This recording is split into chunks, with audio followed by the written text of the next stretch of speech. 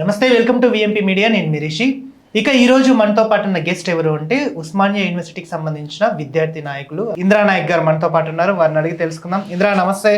నమస్తే అన్న. తెలంగాణలో 42% రిజర్వేషన్లో బీసీ బిల్లు మీద నడుస్తుంది. అంటే తెలంగాణ శాసనసభలో దాన్ని 42% రిజర్వేషన్ ఆల్మోస్ట్ శాసనసభలో నివేదిక ఇచ్చారు. సెంట్రల్ నుంచి కూడా ఇప్పటిదాకా ఎలాంటి నివేదిక లేదు. అయితే ఖచ్చితంగా 42 రిజర్వేషన్ ఇచ్చి ఎన్నికలకు వెళ్తామన్న సందర్భం రేవంత్ రెడ్డి గారిని చూసాం. ఎందుకంటే కామారెడ్డి డిక్లరేషన్ దాంట్లో చూసాం 42% అమలు కాంది, మేము ఎలక్షన్స్ పెట్టము అని చెప్పేసి కూడా ఇప్పుడు ఈ బీసీ సంఘాలు అంటున్నాయి.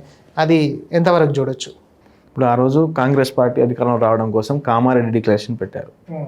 కామారెడ్డిలో ఒక సభను ఏర్పాటు చేసి ఒక డిక్లరేషన్ ఏర్పాటు చేసి కాంగ్రెస్ పార్టీ అధికారంలో వస్తే 42 రిజర్వేషన్ ఇస్తామని బలంగా చెప్పిన వ్యక్తి రేవంత్ రెడ్డి గారు ఒకరు.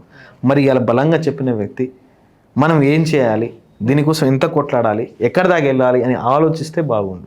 ఇలా నువ్వు తూతూ మంత్రంగా అసెంబ్లీలో రిజర్వేషన్ పెట్టేసి అది ఆమోదించిన తర్వాత ఆ బిల్లుని వేరే దగ్గర తీసుకెళ్ళి అది గవర్నర్ దగ్గర ఉండిపోయి అక్కడ ఆమోదించకపోతే రాష్ట్రపతి దగ్గర ఆగిపోతే మీరు ఏం చేయాలి? ఫస్ట్ ఇది ఎందుకు ఆగిపోతుంది, దీని మీద మనం ఫైట్ చేయాలని చెప్పేసి మీరు కనుక ఇవాళ మంచి అవకాశం వచ్చింది రేవంత్ రెడ్డి గారికి.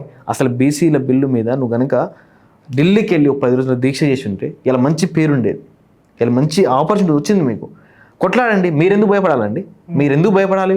కేంద్ర ప్రభుత్వానికి ఎందుకు భయపడాలి? మనం ఏదైనా కేసులు ఉంటే భయపడాలి. మనం ఎక్కడైనా కేసులు ఇరికిపోతే ఎందుకు భయపడాలి? మనకు రావాల్సింది మనం కొట్లాడే విధంగా సాధించుకోవాలి.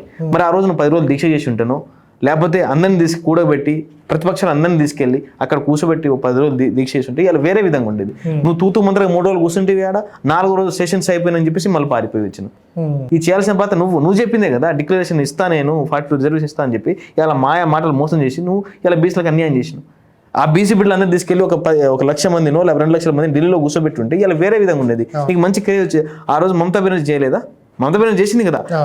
నాకు రానంత వరకు నేను రానని చెప్పేసి పశ్చిమ బెంగాల్ రానని చెప్పిన వ్యక్తి ఇలా కూడా అట్లా చేసి ఉంటే నీకు మంచి క్రెడిట్ ఉండేది. ఇలా కానీ ఇలా మీరేం చేశారు? మీ మీద ఉన్న కేసులతోటో లేకపోతే మీకున్న ఇబ్బందులతోటో మీ ఇలా భయపడి ఇలా ఇంటికి వచ్చి ఇలా వాళ్ళు ఏం చేయలేదు, బీజేపీ ఏం చేయట్లేదు, ఈ బీఆర్ఎస్ ఏం చేయట్లేదని వాళ్ళ మీద వెళితే ఏమొస్తుంది?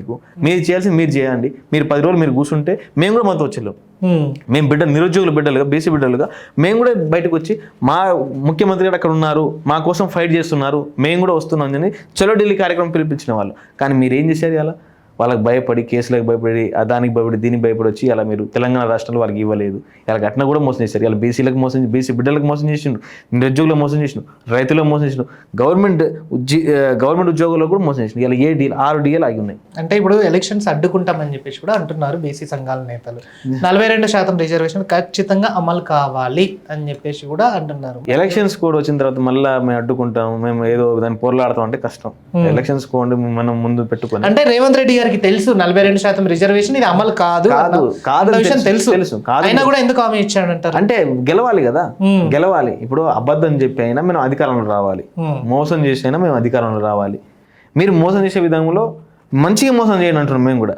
అదేదో మీరు కొట్లాడి కష్టపడి 10-20 రోజులు ఆడ కూర్చుంటే అరే మన కోసం కొట్లాడిండు, రాలేదు, సరే మనకి ఈసారి కాకుండా నెక్స్ట్ అధికారంలో కాంగ్రెస్ పార్టీ వచ్చిన తర్వాత మనం మెడల్ వంచనే తీసుకుందామనే ఒక భావన మీరు క్రియేట్ చేసి ఉంటే ఇలా ఎవరు ముందుకు వచ్చే ఇలా మేము అడ్డుకుంటాం, పోరాడతాం అని చెప్పేసి ఎవరు చెప్పకపోయేటోళ్ళు. కానీ ఇలా మీరు చేయకుండా వీళ్ళకి ఛాన్స్ ఇచ్చారు, బీసీ బిడ్డలకు ఛాన్స్ ఇచ్చారు. ఇలా బీసీ బిడ్డలు కూడా దాదాపుగా తెలంగాణ రాష్ట్రంలో దాదాపుగా 1 కోటి జనాభా ఉంది వాళ్ళది. వాళ్ళు ఒక్కరోజు ఒక కాలు పిలుపునిచ్చి చలో ఢిల్లీ అంటే ఇలా బీసీ రిజర్వేషన్ ఎందుకు అమలు కాదు? ఇలా మీరు పోయి మోడీ దగ్గర కూర్చోండి.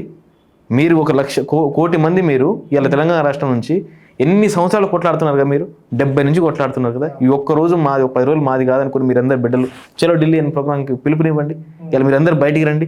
ఇలా మీరు బీసీ రిజర్వేషన్ రాకపోయేసరికి అక్కడ ఒక 4 ఇక్కడ 4 మాట్లాడడం కాదండి. ఇలా మాకు రాలేదని చెప్పేసి ఒక మూకమ్మడిగా మిలియన్ మార్చి పిలుపునివ్వండి. ఒక 10 లక్షల మంది తీసుకొచ్చి రాస్తారోకోలు చేయండి. ఎందుకు రాదు? మీకున్న హక్కును మీరు పొందడానికి మీకు ఎందుకు భయపడుతున్నారు?